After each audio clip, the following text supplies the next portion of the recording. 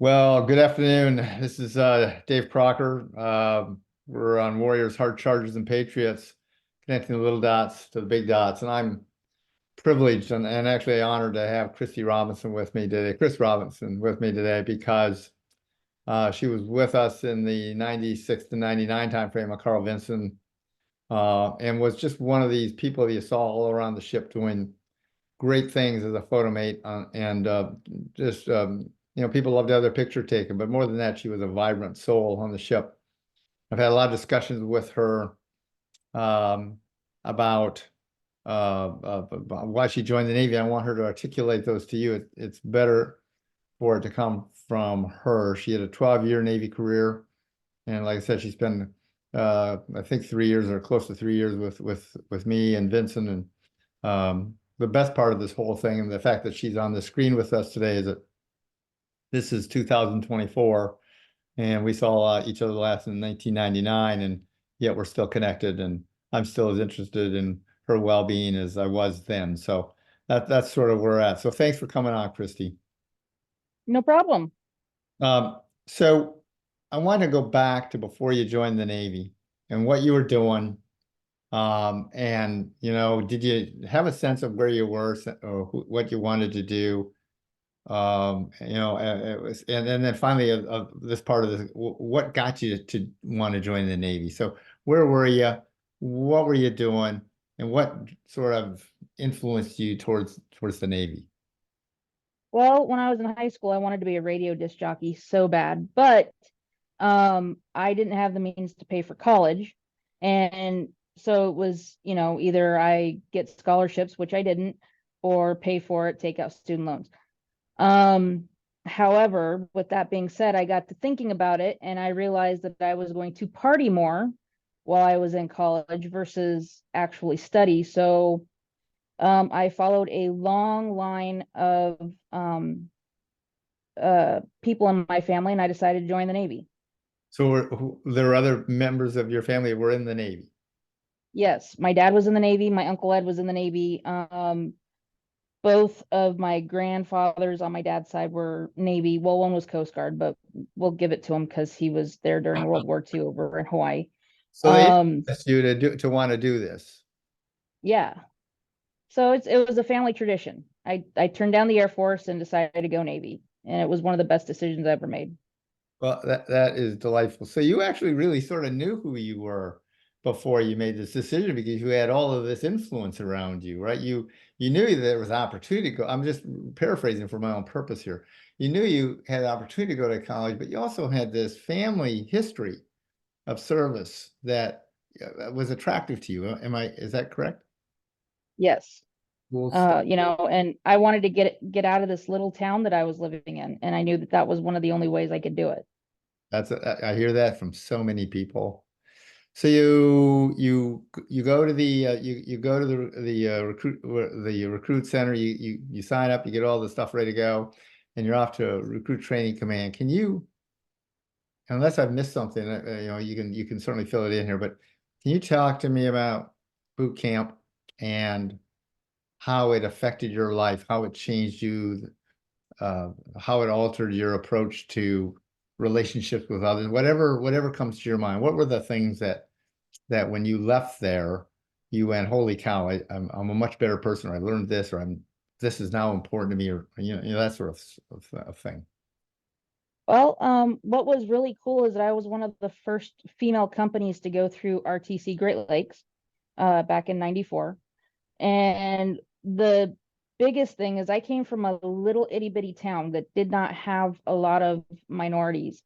Right. And so I was put into a big soup sandwich and we had to learn how to get along. And I came out better for it because I didn't look at it. It became a thing where I even to this day, I look at what's within. I don't look at the outside at all. If you're a nice person, you're a nice person. If you're a douchebag, I ain't gonna give you the time of day. But that's where, as far as learning how to work with people, where I learned how to do that. And So it's important, right? I mean, you and I are now in our civilian lives. We recognize that there's places where people just stay in their little cube, and that's all. They're just concerned about whatever they're accountable for. and have no idea what the people around them are accountable for and how you could help them, right? And that's one of the things that you learned during that 8-week period. Is that correct?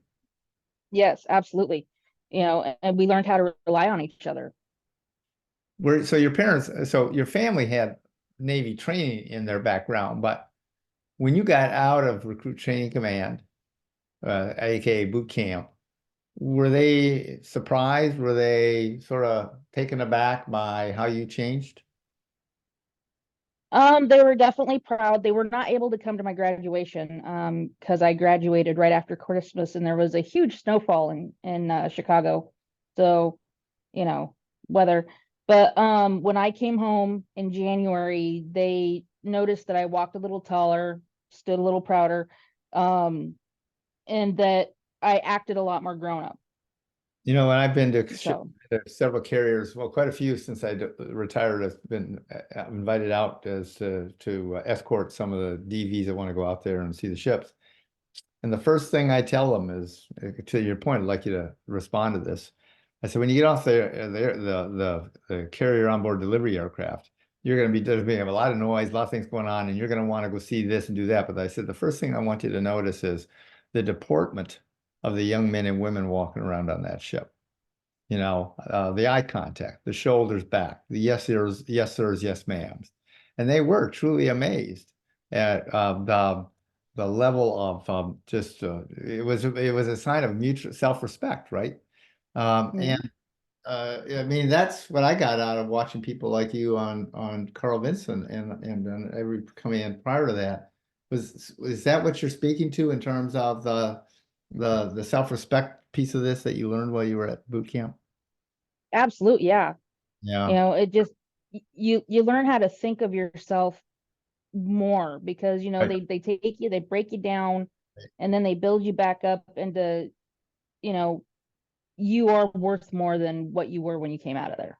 Yeah, it's really a miracle factory as far as I'm concerned.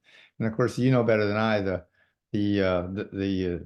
various battalion or divisional commanders that they put in charge of the various groups of recruits are cream of the crop people. They're not picked there because they're slaggers. They're people that understand the discipline piece. And they understand they only have 8 weeks to shape whatever they're going to be able to shape, right? You had an Hmm. advantage because again, you had family background, and so you sort of have you had some of that already built in. But you and I both know there's people that get into recruit training command that have they're just an empty pallet. You know, you gotta figure out where you're gonna go with that. So you got out of boot camp and you went to a helicopter squadron, is that correct? I did. I was stationed at HS-1 in Jacksonville, Florida. I was just telling Kristi when we talked a while ago, I had an instructor tour there, probably in the, oh gosh, late 70s, early 80s, after I'd finished my first tour at HS-15 and prior to going to be a test pilot. So yeah, I got to fly off that seawall many, many a time. And you were there for how long? I was there from 95 until 97 when they decommissioned. Okay.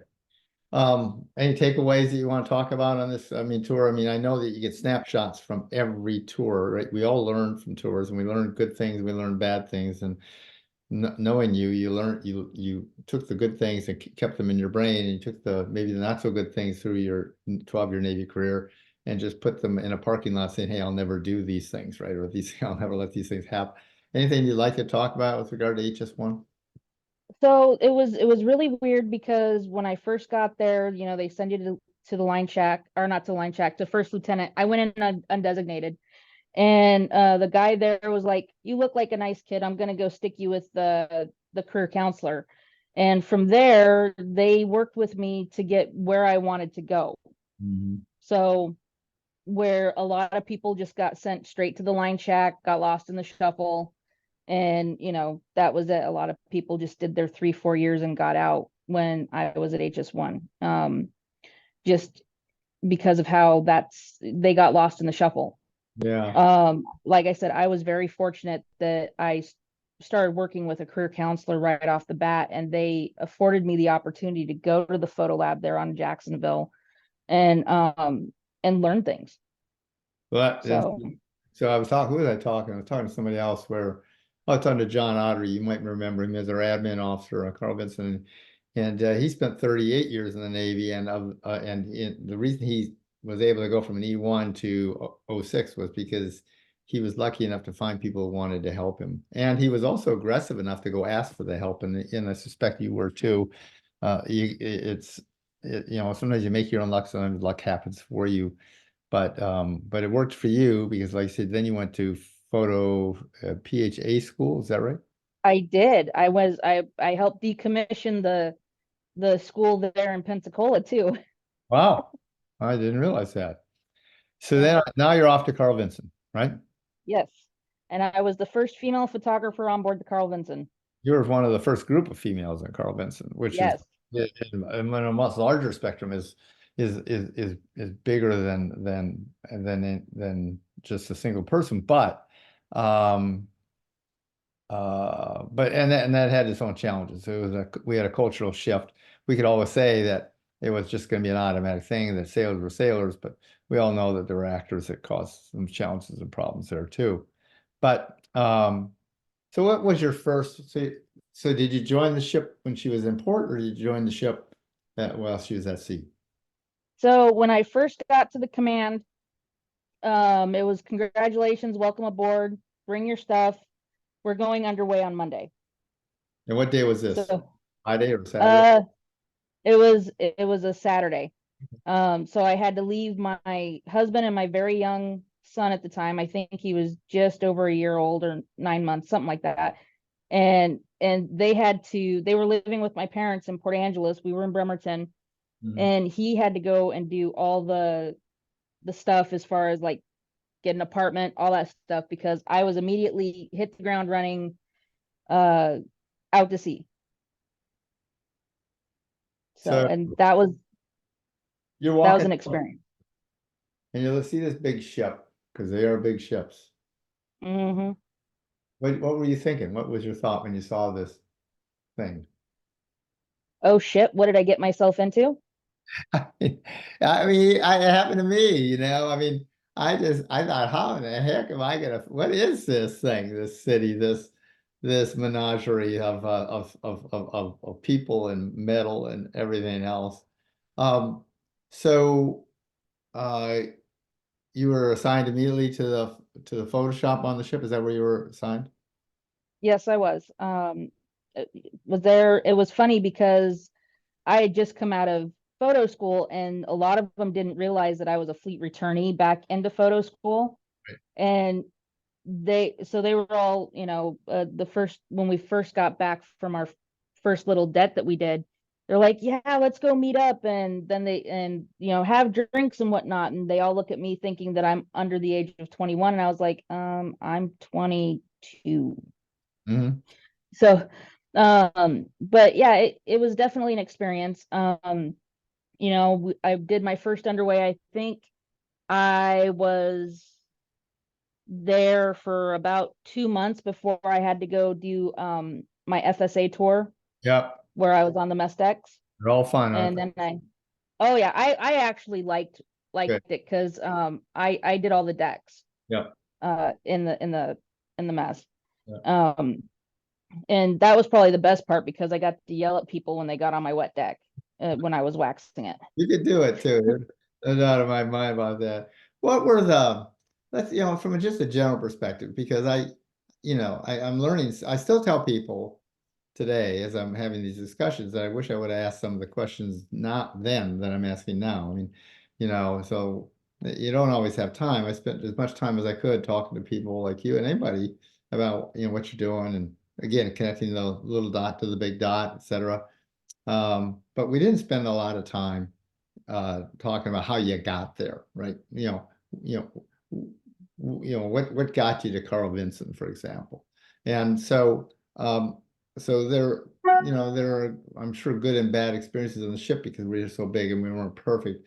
But what were your takeaways in general? What were the things that resonated with you, that helped you reinforce the things, build upon the things that happened at boot camp?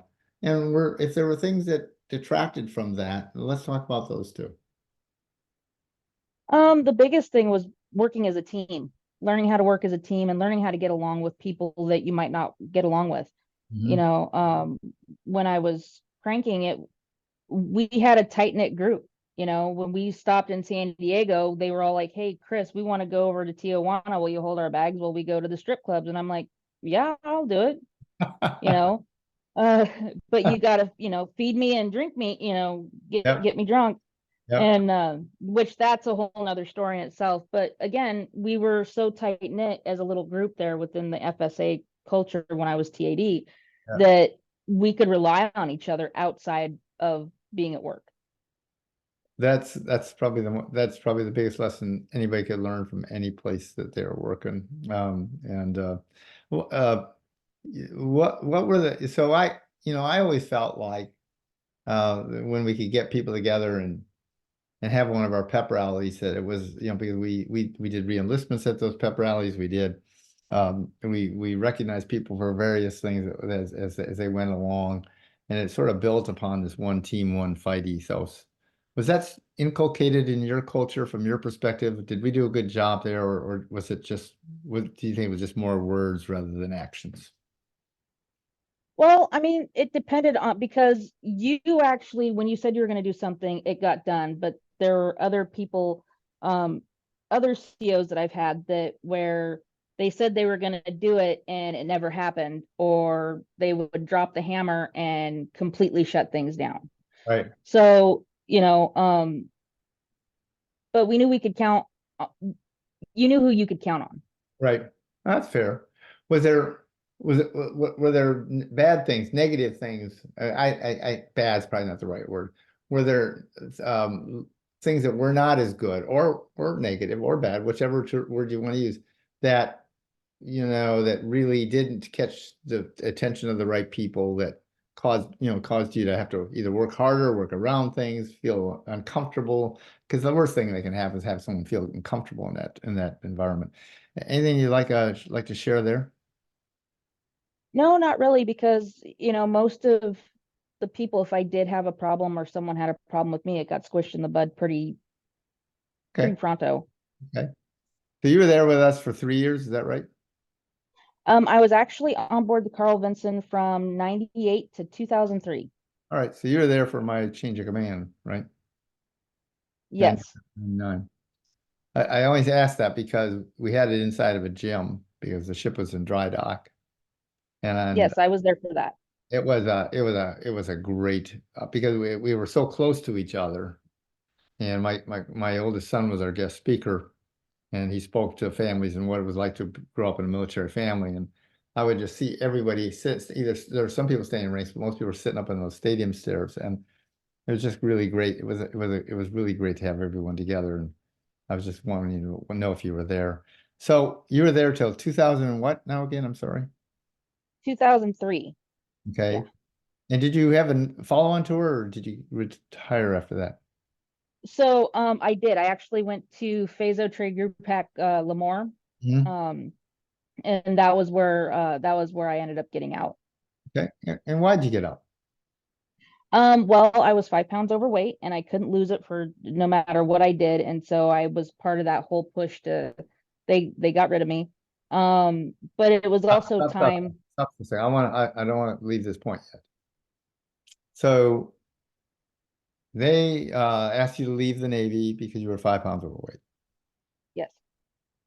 If the It five it pounds was my overweight had not been an issue, would you have stayed or no? oh, I would have done my 20 years. I'd probably still be in right now. Okay. All right. Interesting point. Um, yeah, But one of the other big factors was I needed to get out and raise my kids.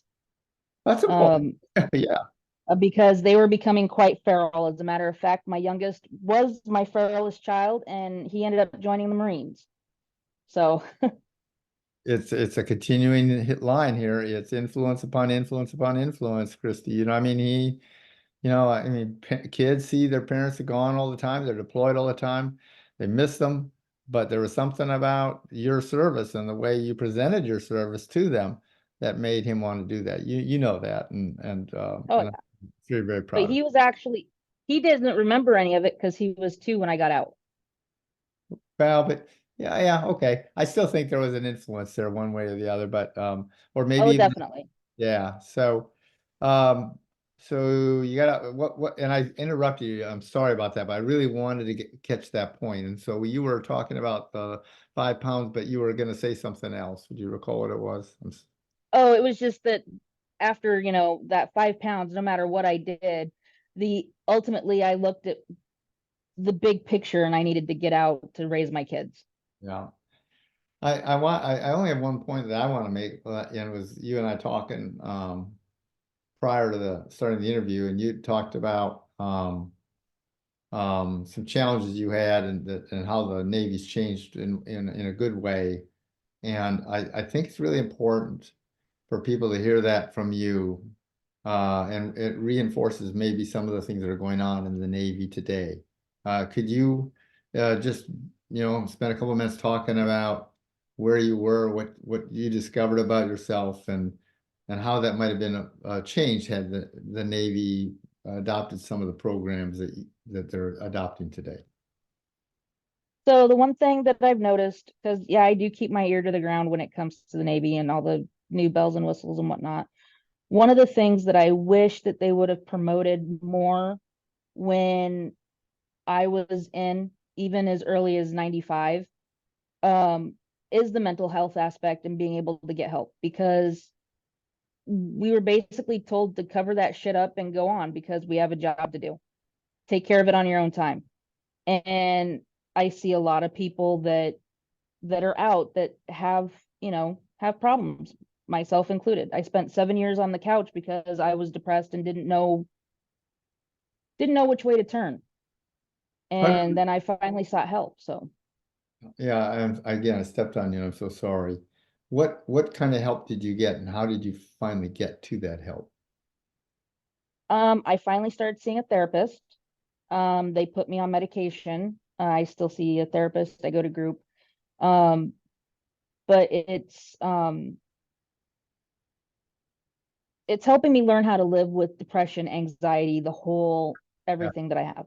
yeah, yeah, yeah. And it's a mixed mash, and it's a potpourri of people. A lot of people running hard and fast, and it's very refreshing for you to hear you say this because, there are people pushing back at some of the programs that are out there. I you know, I, I think that when it comes to mental health, we have to have a sort of a clean, continuous path by where we can get the right kind of help for the right kind of needs, right? Whether it's immediate care at a facility, or whether it's counseling, or whatever it is. I mean, whatever the spectrum is. Doc Kaufman, or our doctor when we are on Vincent, would agree with me on that. Um, so, I think, but we're spending our money on so many other things as well. But this mental health care issue is the biggest challenge, I think. And um, I think that what I'm hearing you say is that if this had been something, so let me go back. So in retrospect, when did you start feeling the mental anxiety? I'll call it mental anxiety for lack of a better term. Was it while you were on Vincent? I mean, were things building up when you were on the ship with us? Um, I was already, after I'm able to look back at this and figure Sure. out when, Yeah, but it started in HS1. yeah, And it just continually built, and you just shove it in a box and you have to you go about and do your work. right. And the one thing that I would like to preface is saying that these people who lead from the ivory tower Yeah, don't see all right. what's going on down on the decks, and they don't see that, okay, yeah, they've got a smile on their face and whatnot, but what's truly going on, because a lot of us that have anxiety, a lot of us that have depression, a lot of us that have PTSD, we are very good at hiding it. Yeah.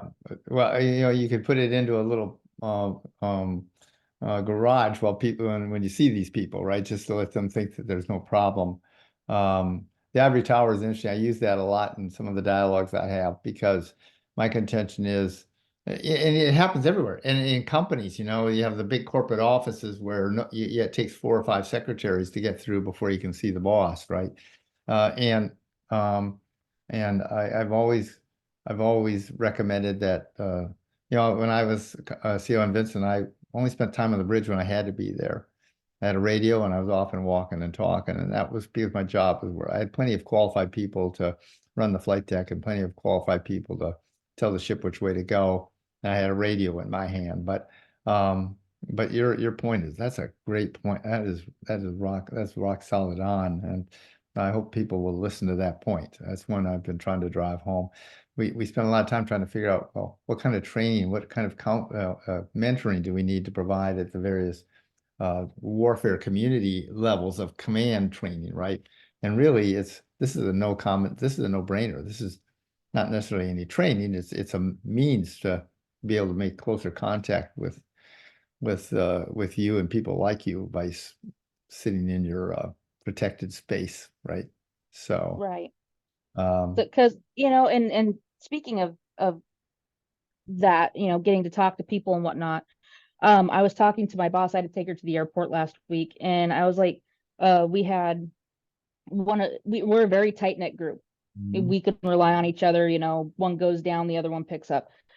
One of my coworkers had to go back to Guam because his grandmother's sick, and I'd asked her on our drive over. I said, "Hey, have you heard from Joe?" And have you texted him or anything like that? And she's like, "I can't text him, HR issues, because if I text him and you say, hey, I'm fine and whatnot, then there's people that can sit there and turn that saying, oh, well, you didn't need to have the day off because you said you were fine."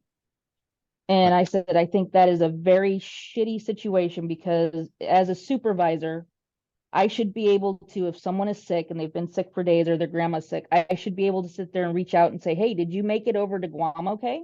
mhm, mhm. Yeah, And that just, it kills me that supervisors have their hands so tied that they can't do that. Even during COVID, when I had COVID, my boss was not allowed to contact me at all. yeah. You know, It's yeah, policies sometimes get in the way, and that's everywhere, unfortunately. Inside the skin of a ship, we have a little more leeway and a little more tolerance, if you will. Yeah, there's a lot of stuff like that. So the great point, though. Great point. So that's really where I wanted to go with this. I mean, I want to know, is there a point that you would like to make that I haven't asked about? Because I'm trying to keep this as even flowing and comfortable as possible, but I may have missed a point or missed a topic you'd like to talk about. So I'm going to open the floor, see what you have to say. well, I have to say the one thing that I miss the most about being in the Navy is the camaraderie. And, even living in base housing, being able to, have block parties and being able, just knowing that the person, you had a good friendship with them inside and outside of work. That's what I miss the most. Mm, The thing that social media has been a big help for is being able to bring back all of those people, from the ship. Um, Stacy Norris, Anthony Norris, Dean Turney, there are a lot of people that I hung out with when I was on the ship, and I talk to them on the regular a lot now, that's great. and social media has been great for that. And it actually, there's a lot of people in the community that, thanks to social media, they're able to sit there and say that, whether they got discharged medically or kicked out, um, they feel that they didn't get to finish, you know, and they're mad about that. I know that I'm mad about it, but I also know that I made a decision that benefited my kids in the long run. I think, Um, yeah, go ahead. so, that sense of family, the fact that, when we went to boot camp, they, finish what you start. That's like one of the biggest things. And um, it just, yeah, there's so much that I miss, but then there's so much that I'm like, I had a lot of fun. One of the biggest things that you ever hear about the, people on the ship is a bitching sailor is a happy sailor, right? Um, because, oh, I hate this ship. This ship sucks. We're going out to sea, whatever. And then 5 years down the road, God, I wish I was back on the Carl Vinson. I had so much fun, you know. Yep, Um, the best memories that I could ever have. me too. That's why I'm doing this. every CO will tell anyone he's talking to today we're on the best ship in the Navy. I happen to believe I'm the only one telling the truth, because people like you. Now, all these other commanding officers are stellar people, um, and they're XOs and they're command master chiefs, but really, it's the connection from the captain down to the mess decks. I spent a lot of time on the mess decks because that's where I could have conversations or listen to people talking about what's ever on their mind. So it was great. Well, Kristi, I want to tell you, I'm honored to be on with you today, and consider you a friend and a shipmate. Shipmate first, maybe, because that means a lot more to me actually than friendship. It infers to me that I'll do anything for you, which I would do, uh, and um, and you would do that for me as well. I'm sure. So that's the mutual relationship we have. And I want to wish you the best of luck. You know how to get a hold of me. We'll have conversations here, I'm sure, ongoing over the next many months and years. But I wanted people to hear from you, and I thought you represented yourself extremely well today. And there's a lot of people like you out there that ought to be heard, in my humble opinion. So I want to thank you. I want to wish you a great day, and until we talk again, my very, very personal best wishes to you. Well, thanks, Admiral. It's been great talking to you. Shout out to everybody. I've been watching the podcast from the get-go, so there's a lot of good information out. Take it. So, Well, we're gonna see where they go. They're pretty free flowing, I'm letting people say what's on their mind, and as you can tell, this is as informal as it can get, but people will pick up what they want to pick up out of it, right? oh yeah. And and it doesn't do any good for them to see this ugly mug 24/7. They need to be listening to the people truly walk the walk, and that's people like you. So thanks so Oh much. yeah. We'll be back in touch, okay? Bye-bye. Absolutely. Talk to you later, Admiral.